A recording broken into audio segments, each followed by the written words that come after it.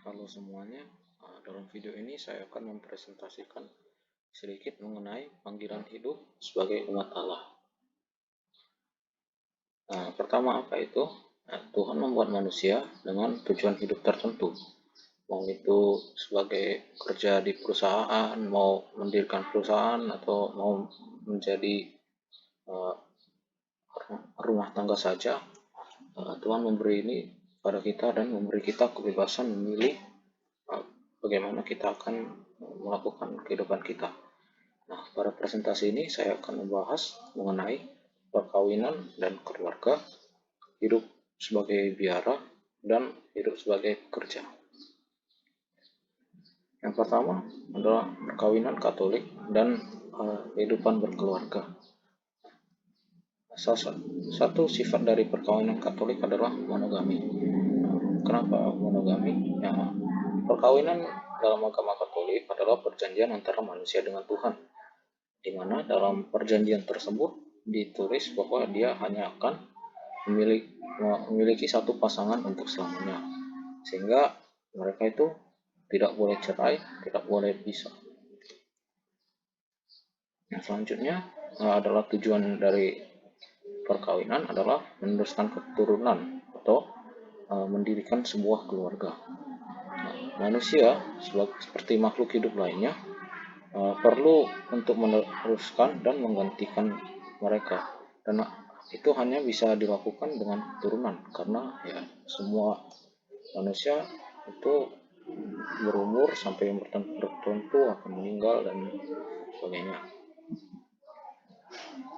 Kita bisa melihat itu seperti dengan pemilihan orang untuk perang di film Mulan.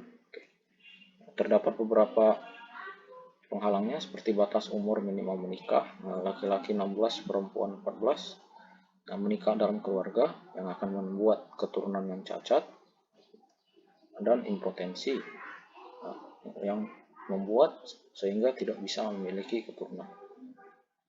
Tujuan berikutnya adalah dengan membangun persekutuan. Keluarga kita bisa anggap sebagai gereja kecil yang dipimpin oleh orang tuanya. Nah, dalam gereja kecil ini anak-anak dibesarkan dan diberi pendidikan akan Yesus.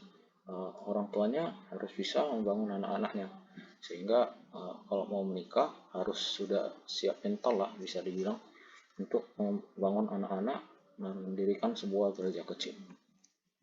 Yang selanjutnya adalah kebahagiaan bersama. Kebahagiaan bersama ini antara suami istri bisa, antara orang tua dan anak juga bisa.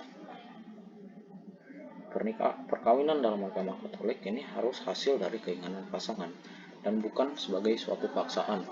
Jika mereka memang tidak mau, mereka berhak berkata tidak mau pada siapapun yang memaksa. Dan pernikahan perlu diingat bahwa ketika mereka memang bahagia dengan sesamanya, bukan mencari uang seperti yang kita lihat banyak itu kan, wanita muda menikah dengan pria tua yang beruang, atau pria muda menikah dengan wanita tua yang beruang, supaya bisa mendapatkan hartanya ketika sudah meninggal. Nah, bagaimana ketika yang akan menikah itu beda agama?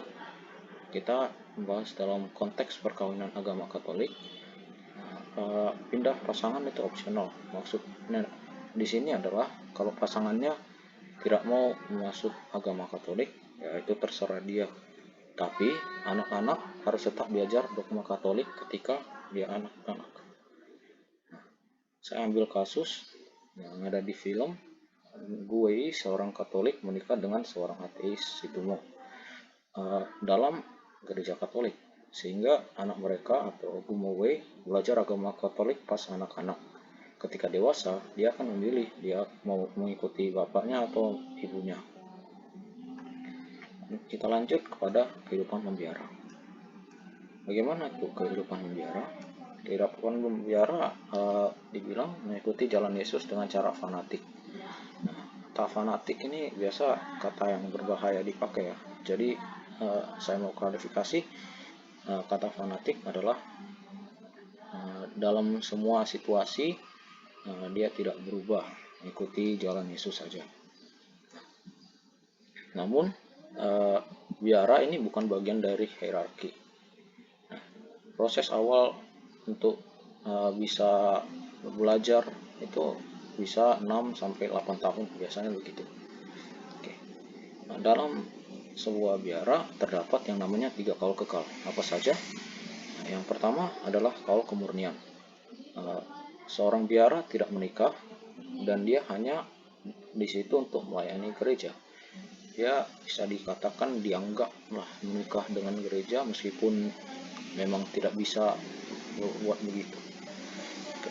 Yang kedua adalah kesederhanaan. Dia tidak peduli mengenai harta duniawi dan dia bahkan memilih untuk tidak memiliki harta duniawi.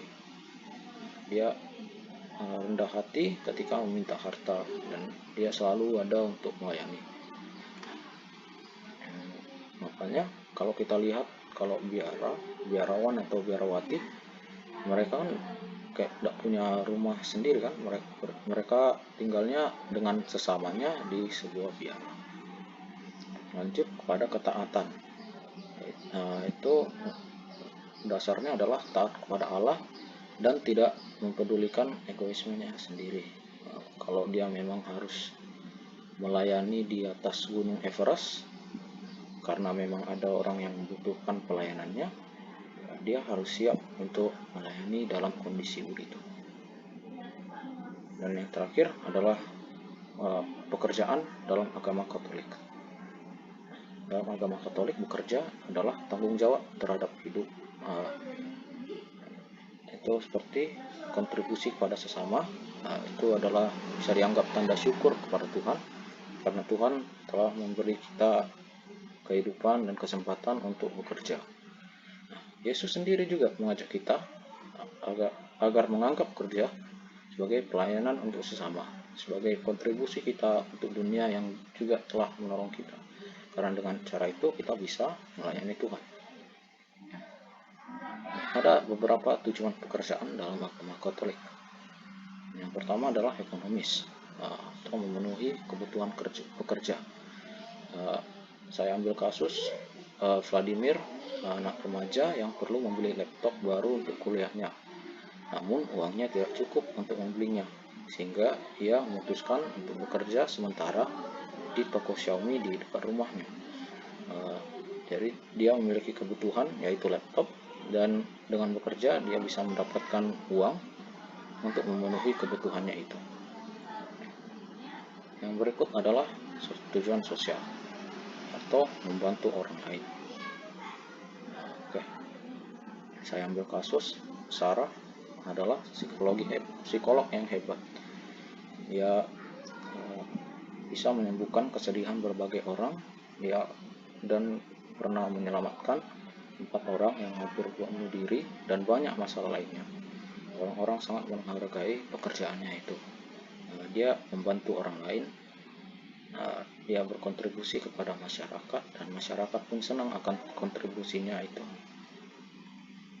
Tujuan berikutnya adalah antropologis atau aktualisasi diri pekerja, atau dalam kata-kata sederhana bisa dibilang pekerja suka melakukan sesuatu dan sesuatu itu dijadikannya sebagai pekerjaannya. Saya ambil kasus seseorang bernama Xiaowei. Itu pria yang suka belajar, suka meneliti tentang alam semesta, sehingga ia memutuskan untuk menjadi pekerja di Roskosmos. Roskosmos adalah tempat penelitian tentang alam semesta. Jadi dia bisa bekerja sambil melakukan yang membahagiakannya, dan ia pun senang dan bangga memiliki pekerjaan seperti itu. Dan tujuan terakhir adalah religius, yaitu bisa melayani Tuhan melalui melayani orang lain. Nah, apa bedanya religius sama yang sosial tadi? Yang sosial tadi itu bisa dianggap sebagai melakukannya dengan maksud ekonomis juga, sedangkan religius tidak terlalu nampak karena religius itu beneran melayani dan tidak mengharapkan untung sedikit pun. Saya ambil kasus Wilhelm. yang seorang hidup berkecukupan dan memiliki profesi di bidang perairan, tapi dia tinggal di daerah, dan di daerah itu banyak orang yang belum punya akses ke air bersih. Ia secara sukarela memperbaiki saluran air karena ia mau melayani sesamanya, dan ia percaya bahwa melalui melayani sesama, ia juga telah melayani Tuhan. Sekian presentasi dari saya. Terima kasih.